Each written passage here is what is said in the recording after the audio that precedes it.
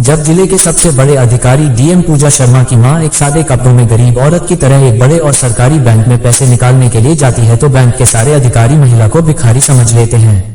किसी को नहीं पता था कि यह औरत जिले के सबसे बड़े अधिकारी डीएम मैडम साहिबा की मां है। सब ने सोचा ये तो कोई भिखारी औरत है और यह इस बड़े और प्रोफेशनल बैंक में क्या करने आई होंगी। इतने में महिला धीरे धीरे चलते हुए काउंटर की ओर जाती है। काउंटर पर रोशनी नाम की सुरक्षा गार्ड बैठी हुई थी। बुजुर्ग औरत ने रोशनी से कहा, बेटी मुझे बैंक से पैसे निकलवाने हैं। ये रहा चेक। रोशनी ने बिना चेक देखे औरत से कहने लगी, तुम्हारी हिम्मत कैसे हुई बैंक में आने की? यह बैंक तुम्हारे जैसों के लिए नहीं है। भिखारी कहे कि यह बैंक बड़े लोगों का है, यहाँ पर बड़े बड़े लोगों के खाते हैं। तुम्हारे जैसी औरत की तो औकात ही नहीं है ऐसे बैंक में खाता खुलवाने की। निकलो यहाँ से वरना मार के भगाऊंगी। औरत ने कहा, बेटी तुम पहले तो चेक देखो, मुझे 5 लाख कैश निकलवाने हैं। ये सुनकर तो रोशनी भड़क उठी। यह कोई मजाक करने की जगह नहीं है। क्या लगता है तुम्हें? तुम मुझे कुछ भी बोलोगी और मैं मान लूंगी। तुम्हारी जैसी औरत की औकात ही नहीं है। और क्या बोला? तुमने 5 लाख इतने पैसे कभी देखे हैं? तुमने अपने जीवन में जल्दी यहाँ से जाओ वरना धक्के देकर निकाल दूंगी। उसी समय बैंक मैनेजर ने अपने केबिन से बाहर झांका और पूछा, कौन है जो इतना शोर मचा रहा है? रोशनी ने तुरंत कहा, कोई भिखारी औरत है सर, जाने का नाम नहीं ले रही है। बैंक मैनेजर गुस्से में बाहर आता है और बिना कुछ पूछे उस बुजुर्ग महिला को एक जोरदार थप्पड़ मार देता है। थप्पड़ इतना तेज था कि वह महिला लड़खड़ाकर जमीन पर गिर पड़ती है। फिर वह मैनेजर सिक्योरिटी गार्ड को आवाज देता है, क्या कर रही हो? घसीट कर बाहर निकालो, इसको पता नहीं कहां से आ जाते हैं ये लोग। रोशनी उस महिला को जबरन बैंक से बाहर धक्का मारकर निकाल देती हैं। वहां खड़े तमाम ग्राहक और स्टाफ खामोश होकर सब देख रहे थे। किसी को नहीं मालूम था कि वह औरत जिले की डीएम पूजा शर्मा की मां है और यह सारा दृश्य बैंक के सीसीटीवी कैमरों में रिकॉर्ड हो रहा था। घर पहुंचकर वह महिला रोते हुए अपनी बेटी डीएम पूजा शर्मा को फोन करती हैं और सारी बात बताती हैं। कैसे बैंक में उनके साथ बेइज्जती की गई, कैसे उन्हें अपमानित करके बाहर निकाल दिया गया। पूजा ये सुनते ही अंदर तक कांप जाती है। उसके लिए ये किसी आग से कम नहीं था। वह रोते हुए अपनी मां से कहती है, मां कल मैं खुद आ रही हूं और आपके साथ चलकर उसी बैंक से पैसे निकलवाऊंगी।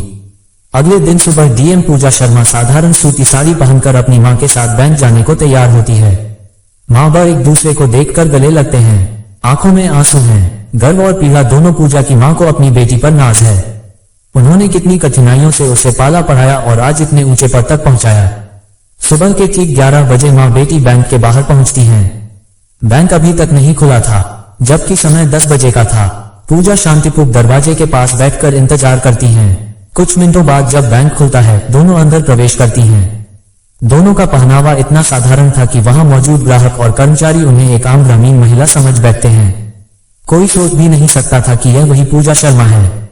जिले की डीएम धीरे धीरे दोनों काउंटर की तरफ बढ़ती है।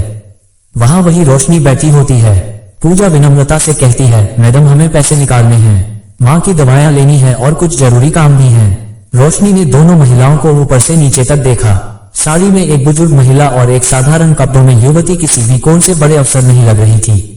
उसने व्यंग करते हुए कहा, आप शायद गलत बैंक में आ गई हैं।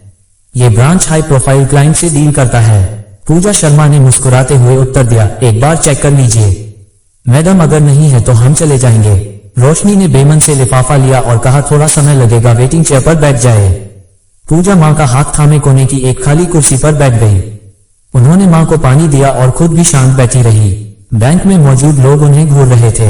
यहाँ अमूमन अमीर व्यापारी, अफसर और रसूखदार लोग आते थे, महंगी गाड़ियों और चमकदार कपड़ों में।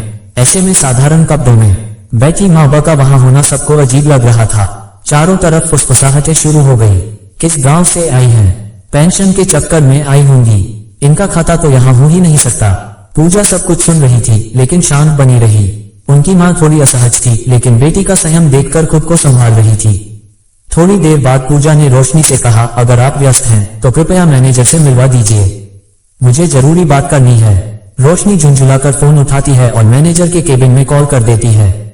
सर, एक महिला है, कह रही है कि आपसे मिलना है, भेज दूं? मैनेजर ने शीशे से झांक कर देखा। साधारण सी महिला अपनी माँ के साथ बैठी थी। अफसर जैसी तो बिल्कुल नहीं लग रही थी। उसने ठंडे स्वर में कहा, मेरे पास फालतू लोगों के लिए समय नहीं है, कह दो बैठे और इंतजार करें। रोशनी ने कहा, आप वेटिंग चेयर पर बैठिए सर, थोड़ी देर में फ्री होंगे। पूजा ने कुछ नहीं कहा। बस माँ का हाथ थामे वहीं शांत बैठी रही। एक अफसर की गरिमा और एक बेटी की सहनशीलता के साथ पूजा शर्मा अब तक पूरी शांति और संयम में बैठी थी।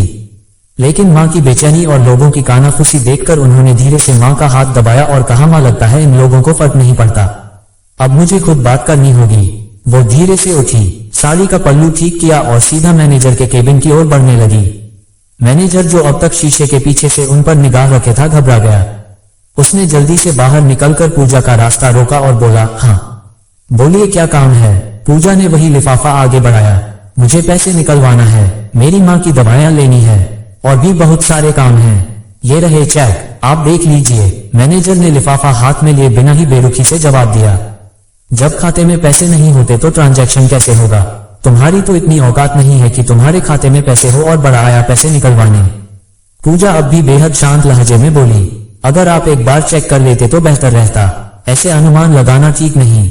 मैनेजर अब खुलकर हंसने लगा, भाई इतना एक्सपीरियंस है मेरा कि शक्ल देखकर ही समझ जाता हूँ किसके पास क्या है। रोज आते हैं तुम्हारे जैसे लोग और वैसे भी तुम्हारे अकाउंट में कुछ होगा।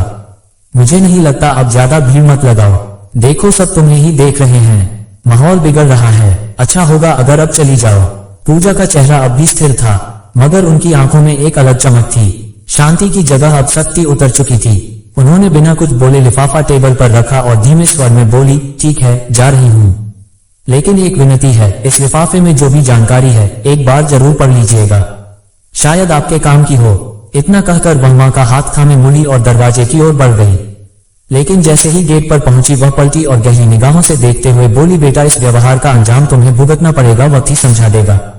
पूरा बैंक कुछ पल के लिए सन्नाटा में डूब गया। कोई शोर नहीं, कोई गुस्सा नहीं, बस गरिमा से लिपटी एक चेतावनी जो किसी तूफान से कम नहीं थी।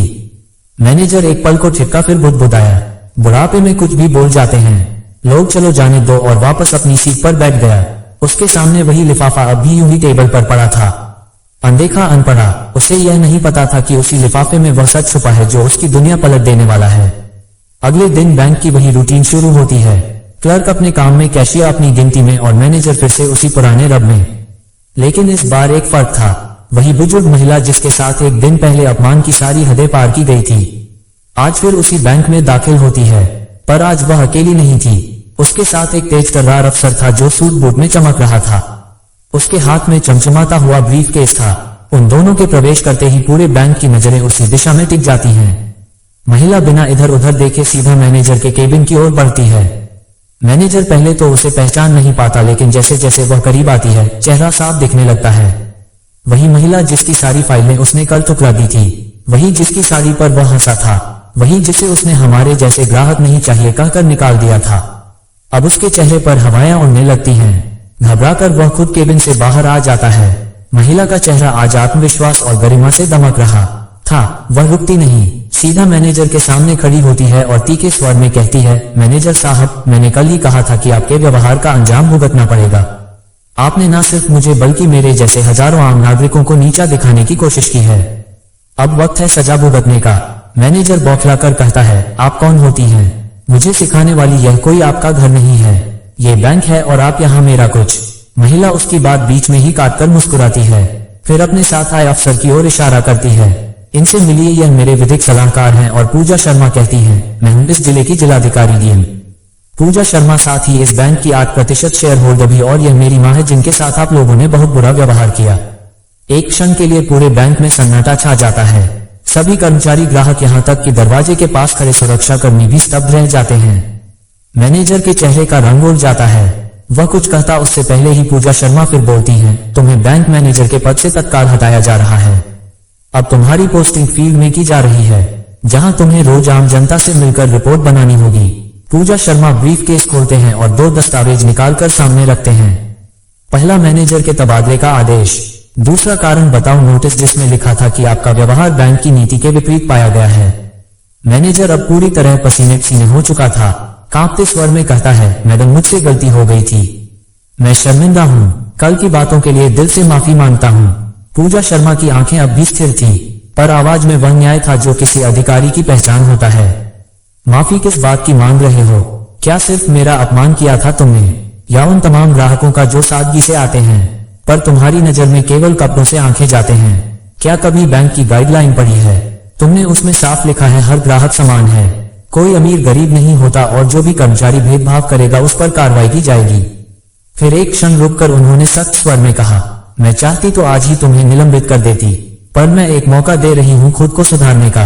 अगली बार तुम्हारा नाम नहीं तुम्हारी पहचान मिटा दी जाएगी। फिर उन्होंने बैंक की सुरक्षा गार्ड रोशनी को बुलाया। रोशनी डरते हुए पास आए, उसकी आंखों में आंसू थे।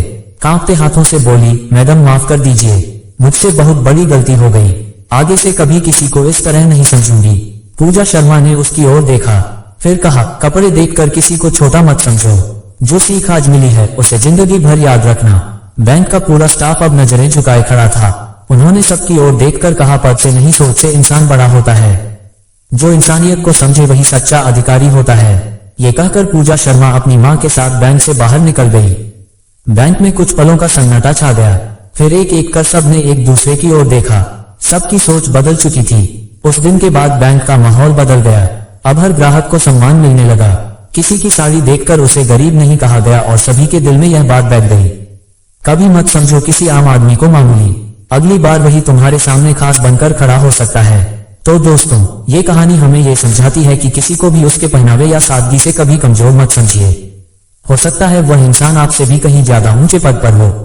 हर इंसान को बराबर सम्मान देना चाहिए, गरीब हो या अमीर, हर किसी के साथ इंसानियत से पेश आना चाहिए। तो दोस्तों, वीडियो अच्छी लगी है तो वीडियो को लाइक करके चैनल को सब्सक्राइब कर लीजिए। तो ऐसे ही मिलते हैं एक नई कहानियों के साथ।